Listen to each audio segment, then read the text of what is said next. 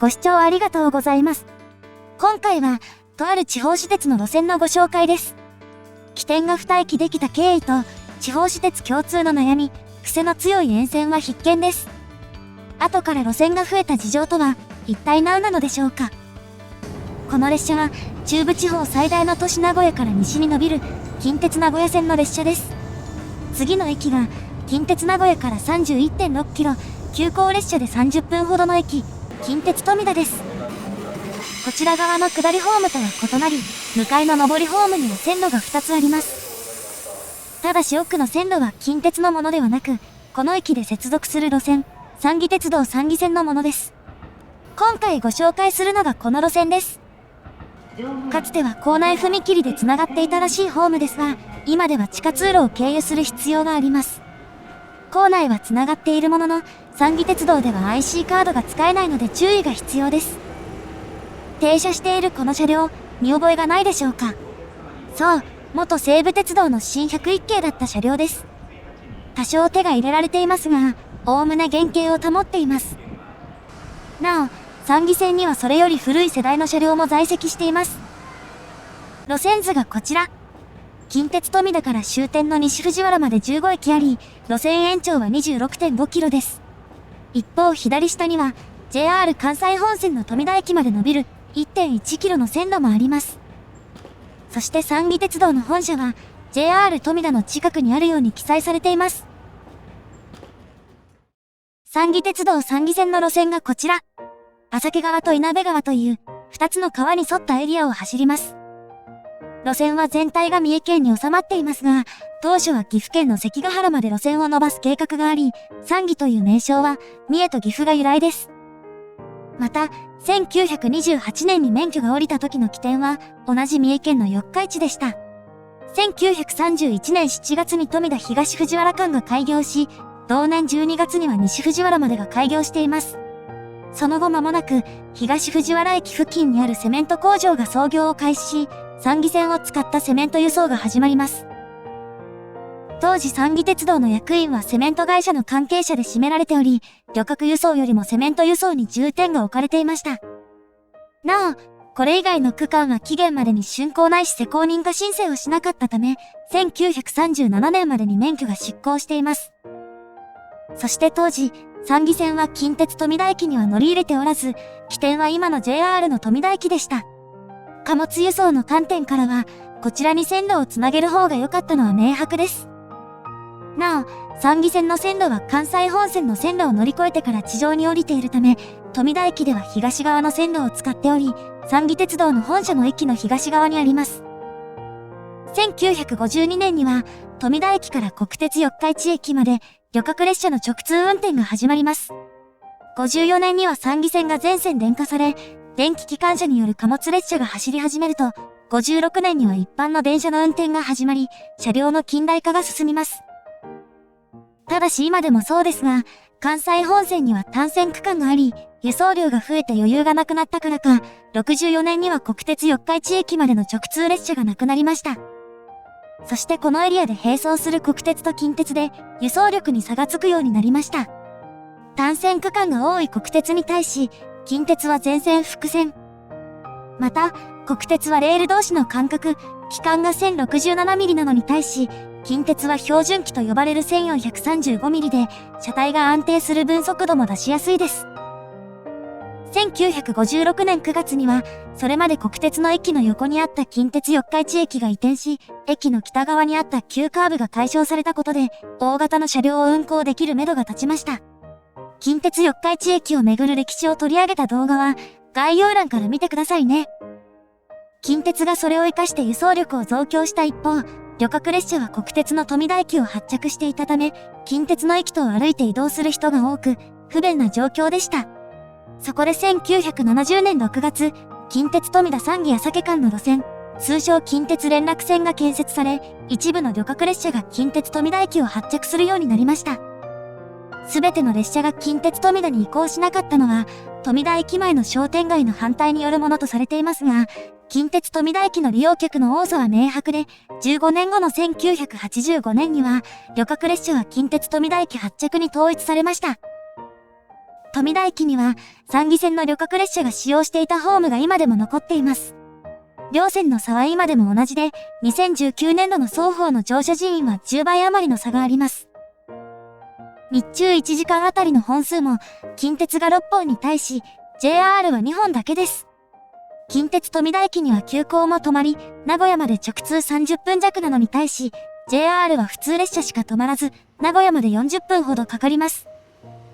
運賃は近鉄が680円なのに対し、JR は480円とかなり安いですが、それで太刀打ちするのは難しいようです。これより後の時代に進む前に、沿線の様子を見てみます。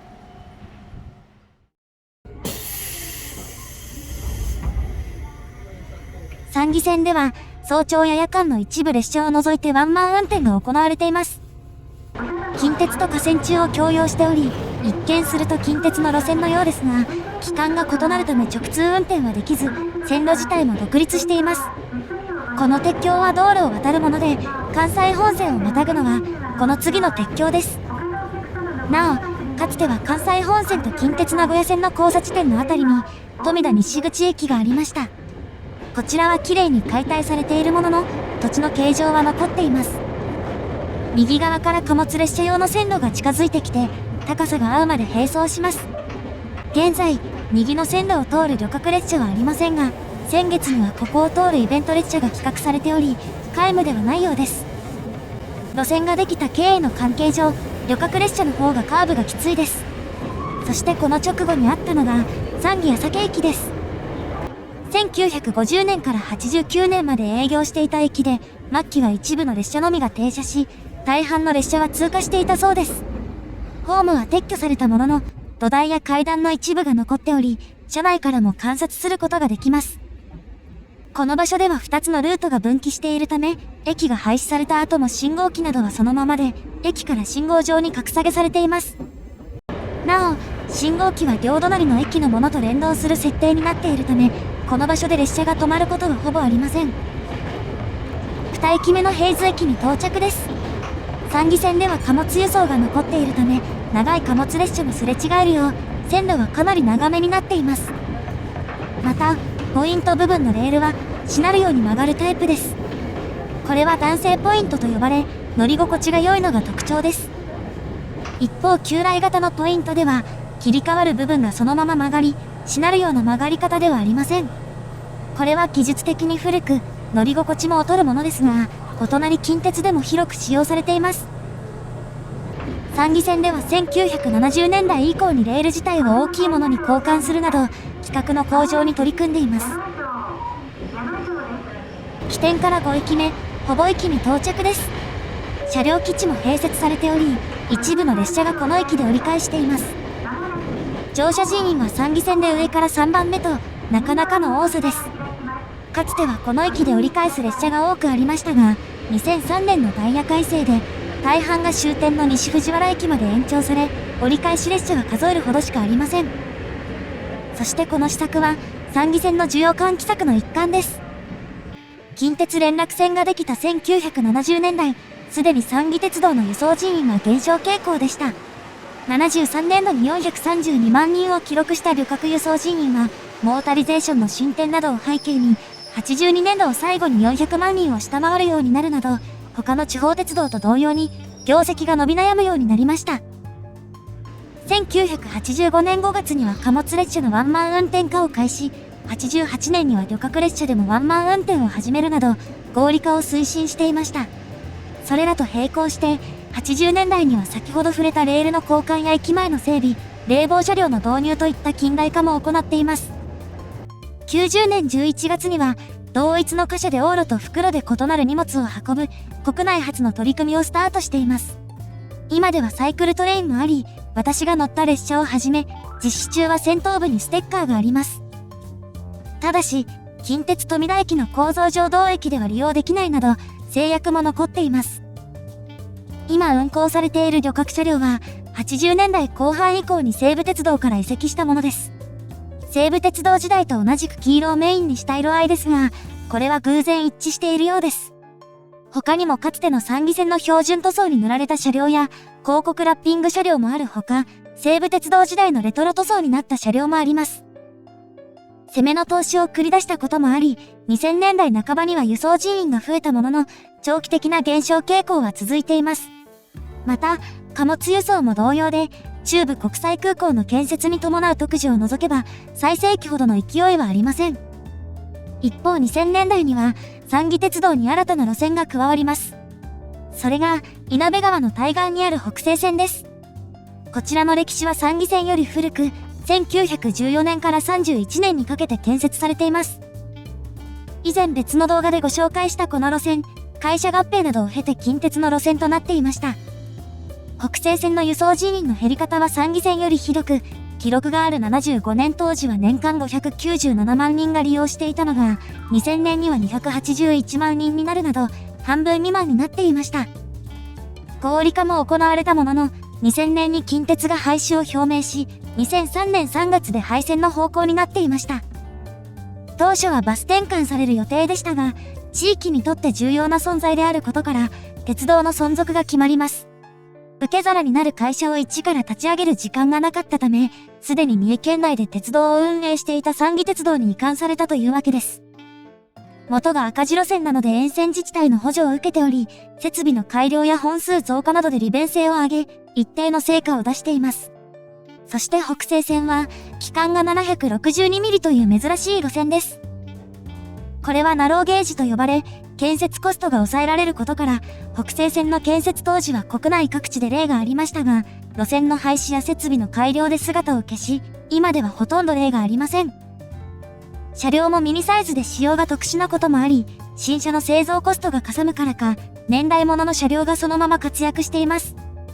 これらは吊り掛け駆動という機構を採用しており、走行時にモーターの爆音と振動がするのが特徴です。2019年には、鉄道娘、曽原蓮華がデビュー。鉄道娘は、鉄道に関する職場で働く女性がモチーフのキャラクターコンテンツで、多くの鉄道会社に広がりを見せています。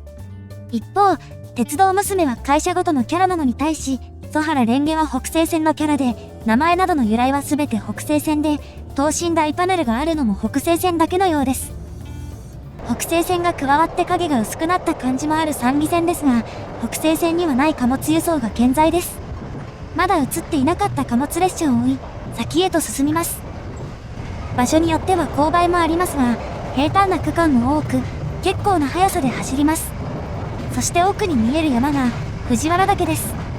三重県と滋賀県にまたがる山で、標高は1140メートル余り。三重県側は太平洋セメントの鉱山になっており、石灰石がバンバン採掘されているため、山の形が変わっています。この辺りには畑などが広がっているため、旅客列車や貨物列車をバシッと取れます。夕方なので藤原岳に背を向けていますが、もちろん藤原岳を入れたカットも狙えます。次の駅が入川駅です。手前の駅からの距離は 2.5 キロで、これは三岐線最長区間の一つです。乗車人員は三岐線で下から3番目の少なさですが、この駅は有人駅です。ホームはこんな感じ。かさ上げされた歴史の長さがよくわかります。駅舎の周りには花がいっぱいで、手入れもしっかりされています。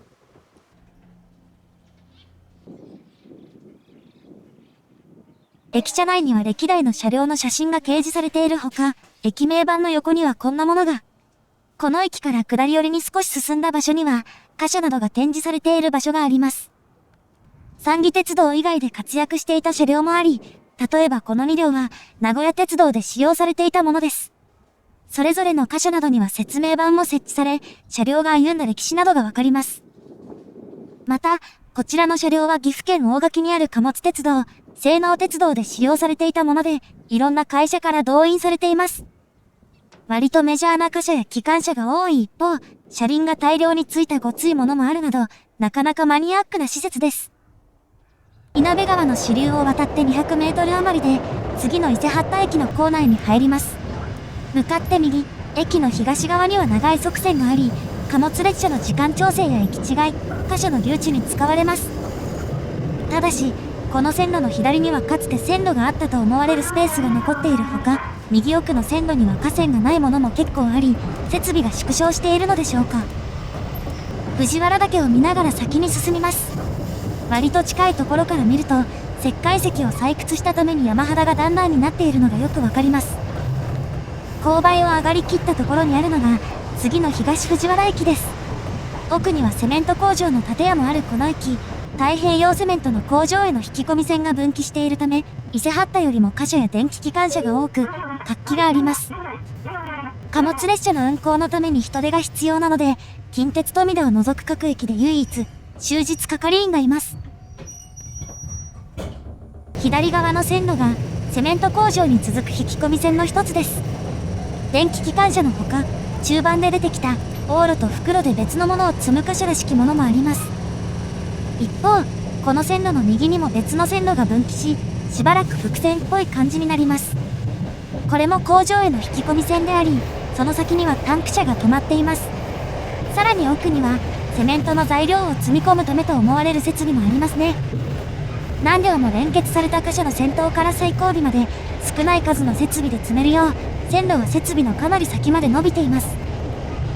北西線の末端区間と同じく、三義線の末端区間ではアップダウンの激しい線形になります。終点の西藤原に到着です。かつてはホームの右側でも乗り降りができた感じですが、今では線路が分断されています。そしてここには、年代物の機関車が留め置かれています。乗車人員は入川に次いで少なく、1日平均では100人を切っており、ここまで来ると車内の乗客もほとんどいません。停車時間もそこそこ長いほか、折り返しの間も改札内に残れるので、この時間を使って車内の映像も撮れます。駅舎は蒸気機関車が客車を連ねている様子を模したもので、割と新しく、内部には待合室もあり、快適に列車を待てます。そしてこの先には、駅前公園があります。三義線の開業70年を記念して、2001年に整備されたもので、三義鉄道創業時に新造された蒸気機関車など、3両が展示されています。